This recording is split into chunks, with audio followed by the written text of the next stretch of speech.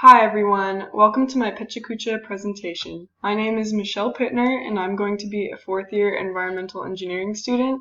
Today I will be presenting on the topic of LGBTQA+ families and dating in the United States and the reality of relationships that not everyone is aware of. So, before diving into the topic of non-heteronormative relationships, I first wanted to define what the word heteronormative means.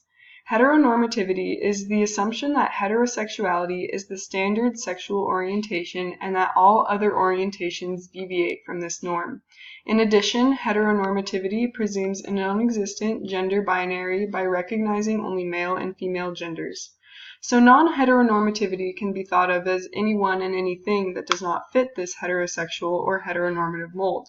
This includes all gender non-conforming people and people of all sexualities and the families that these people create together. This comes with the belief that there is no standard and that all genders and sexualities are equally valid. So what do you think of when you think of a family? Maybe you think of your own family or some popular family in the media? Well, according to Google, the first image to pop up is what a family is, and every image for as long as I could scroll was of a man, woman, and 2 or more children. Research conducted by Brian Powell, a sociology professor at Indiana University, revealed shocking results. In 2010, 99.8% of people said that a husband, wife, and kids count as a family, 92% said that a husband and wife without the kids made a family, but only 33% said a gay male couple was a family. Here is a chart from Powell's book that shows the changing opinions from 2003 to 2006 of what living arrangements people in the United States think count as family.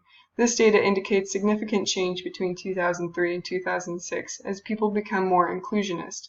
Feel free to pause the video and take a closer look at the changes. What they discovered was that as time progresses, people are becoming more inclusionist and less exclusionist.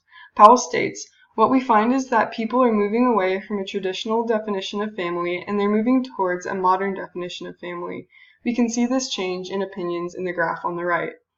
Societal opinions are changing for the better, but is it enough? In the article Limits to Same-Sex Acceptance by Lucia Leike, retrieved from Context magazine, she states, "Although the U.S. has made quick and major strides when it comes to the legal rights of gays and lesbians, social acceptance is not complete. Prejudice persists in subtle, multidimensional ways."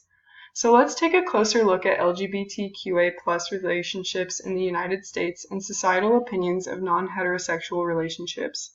We will also take a look at how sexuality and race can intersect to create more prejudice and hardships than that are felt as a result of sexuality or race alone.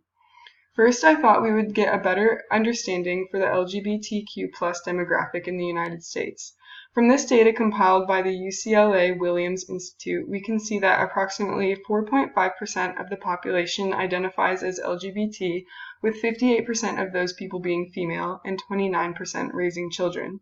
From an article by Match.com, Match scientific advisor Dr. Justin Garcia says, "Today's society is full of rich gender and sexual diversity. However, relatively little is known about the dating experience of LGBTQ people. Nearly half of the LGBTQ population in America identifies as single, and a vast majority of these singles are seeking a committed relationship.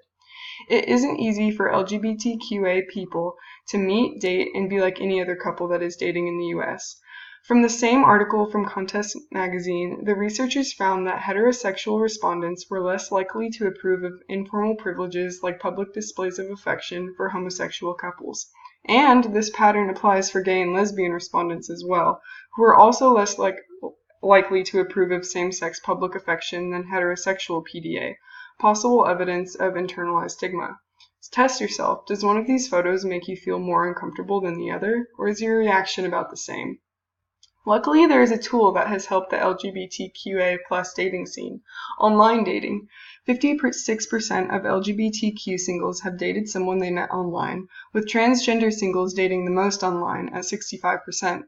This is far greater than the only 40% of all Americans who use online dating. Dating norms are a little different in the LGBTQ+ dating scene as well. The LGBTQ+ person or people often have to discuss their sexualities early on, like 61% of transgender singles do before the first date, while heterosexual couples do not. And societal norms, like the man paying for dinner, don't always apply. Let us take the case of African American LGBTQ+ people, for example. According to the Williams Institute, there are more than 1 million LGBTQ African Americans currently living in the U.S., with nearly 1/3 of all African American same-sex couples raising children. The civil rights movement resulted in monumental legal changes for African Americans, but African Americans continue to experience bias, discrimination, and prejudice at all levels of society.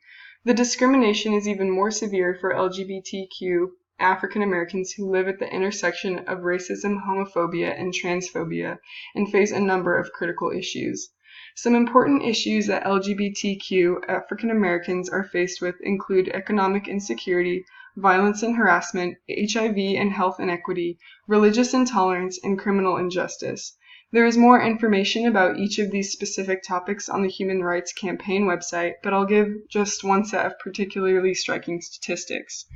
A 2012 report found that 32% of children being raised by Black same-sex couples live in poverty, compared to only 13% of children being raised by heterosexual Black parents, and just 7% being raised by married heterosexual white parents. And 34% of Black transgender people live in extreme poverty. So, is it enough? In short, no. We have seen through our examination of LGBTQA+ families and relationships, societal opinions on LGBTQA+ community, and the prejudice of the community faces from not only their gender and sexual identity, but also race, that there is still a long way to go to reach desired equality.